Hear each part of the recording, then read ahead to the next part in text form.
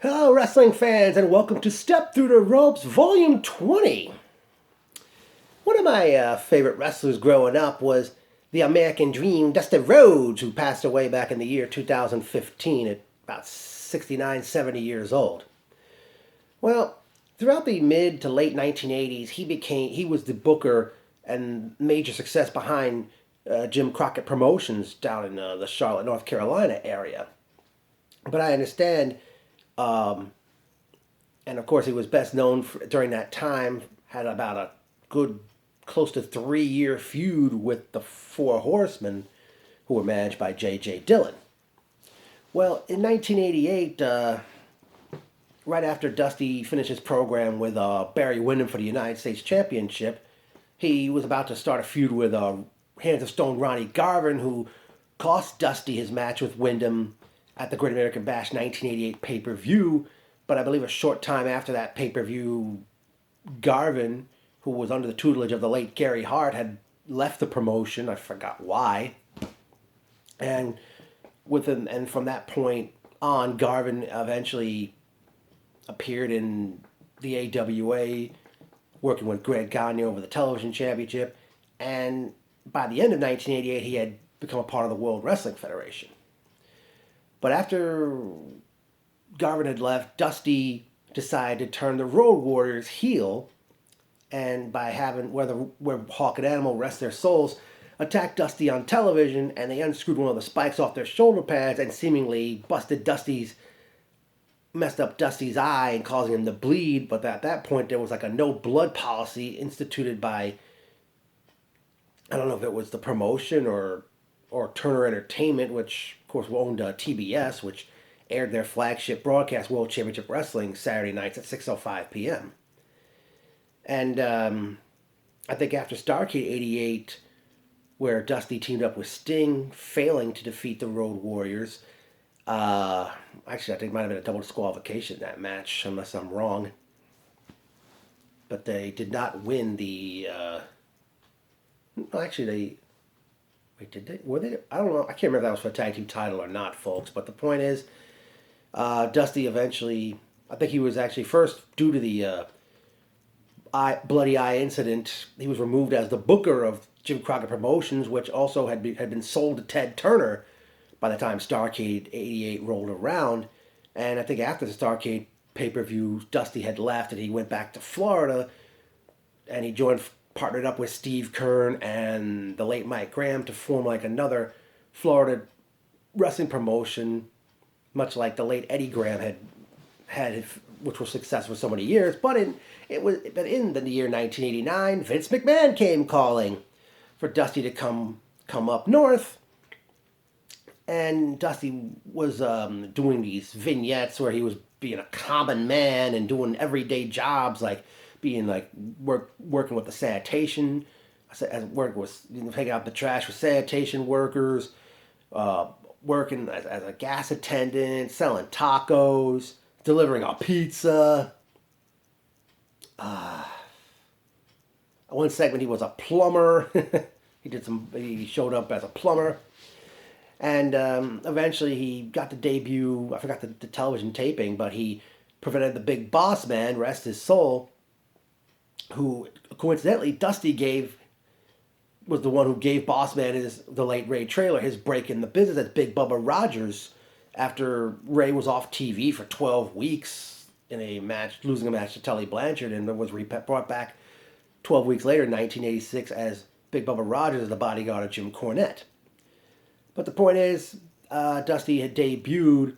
He stopped the Boss Man from attacking his opponent after his match, and then that same exact broadcast, Dusty was the guest on the Brother Love show. And eventually, Vince McMahon decided that he saw Dusty in polka dots.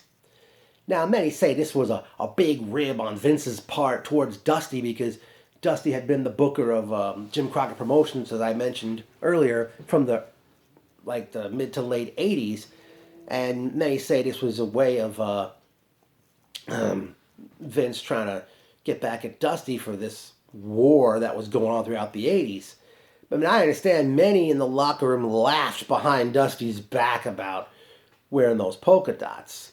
But Dusty turned around and basically went out there and he made it work. It all backfired. It blew up in Vince's face.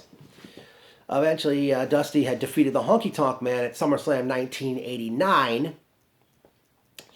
Then at the Survivor Series, he opened up the show, joining forces with Bruce Beefcake, Tito Santana, and Red Rooster against the Big Boss Man, Bad News Brown, Honky Tonk Man, and Rick Martel in a winning effort.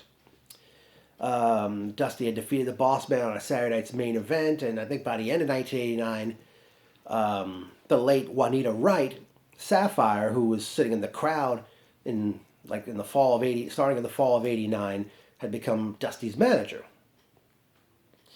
Now, in 1990, Dusty and Sapphire began a feud with Randy Savage and Sensational Sherry, rest their souls, when Sherry and Sapphire were the guests of the Brother Love show during the live Royal Rumble 1990 pay-per-view, which Dusty and Savage both came out in that situation, which led up to the mixed tag team match at WrestleMania 6, where Dusty and Sapphire, with the late Miss Elizabeth in their corner, defeating Savage and Sherry when Sapphire had pinned Sherry in the matchup.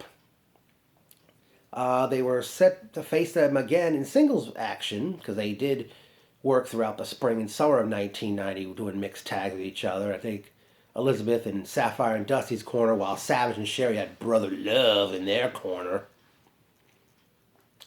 And Dusty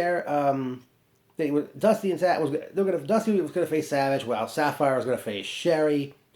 But then we were seeing vignettes of videos of Sapphire receiving gifts. We were all wondering who's sending her these gifts, who got her a necklace, who got her a diamond bracelet, who bought her a Cadillac, who bought her a trip around the world. Well, Sapphire never appeared for her match with Sherry, and throughout the 1990 SummerSlam pay-per-view, Dusty Rhodes was getting concerned, saying, nobody gets something for nothing, but that's not my business, it's Sapphire's business. And, eventually Sapphire was found by the late Gene Okerlund, and she slammed the door in his face. And Dusty was knocking on the door for her to come out of the room, and she wouldn't come out. And then Dusty went to the ring by himself for his match with Savage, and prior to the match getting underway, Ted DiBiase, the $1 Million Man, and his bodyguard Virgil, they're on that platform they mostly did interviews for in the past at TV tapings, and DiBiase revealed that Sapphire was his latest purchase, and that he was the one that provided Sapphire with all those gifts, and Dusty was going to forget about his match with Savage and go after them, but Savage attacked him from behind, and sadly, these two men, rest their souls. I mean, they did deserve better. I mean, obviously that match only went like 2 minutes and change, and Savage defeated Dusty after hitting him with Sherry's purse. And afterwards, after the match, Dusty ran to the back and he tried to catch DiBiase, Sapphire, and Virgil in the limousine, but then it took off. And Dusty, I think, did a promo before the pay-per-view was over. And then we go to Saturday night's main event, which aired in October of 1990. Dusty faced Savage one-on-one again. But on this occasion, Dusty's son, Dustin Rhodes, who years later became Goldust, was sitting in the front row. And during the match, Virgil and DiBiase, they were buying the front row seats. Everybody sitting in the front row. And Dustin was given a $100 bill. He ripped it up, threw it in Virgil's face. And Ted and Virgil stayed at ringside as the match went on. Dusty, at one point, went out there, tried to go after them. At one point, Dusty turned the tide in the match. DiBiase grabbed Dustin, made him sit back down. Dustin hits Ted in the face. Dustin's out to go after Virgil, but then Ted clotheslines Dustin from behind. He goes over the guardrail. Ted takes a wooden chair and busted Dustin open. Eventually, Dusty got counted out, lost the match to Savage, and Dusty tried to cover Dustin up as Ted and Virgil were really going to work. And then a short time later, Ted, in a promo, Ted said that Dustin couldn't last 10 minutes with him, and they did a match on Superstars. I forgot when it aired. but they had they had the 10-minute challenge where Dustin was caught in the $1 million dream, and he held on until the bell rang, until the 10 minutes was over. And after the match, DiBiase hits Dustin in the face of the $1 million belt before he leaves the ring. Then at the 1990 Survivor Series, Dusty joins forces with Coco Beware and the Hart Foundation to do battle with DiBiase, Rhythm and Blues, Greg Valentine, the Honky Tonk Man, and a mystery partner. And that mystery partner, as we know, turned out to be The Undertaker. And that was, a legend was born right in that very matchup. Dusty eventually got pinned by The Undertaker, and Taker's initial manager, Brother Love, was kicking Dusty after the match while he was down, and Undertaker left the ring and he got counted out. But DiBiase's team went on to win the match as Ted Soul survived the matchup.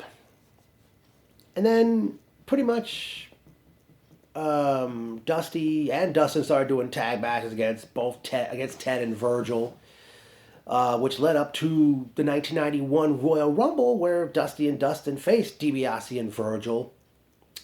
And DiBiase and Virgil were victorious when Ted pinned Dusty.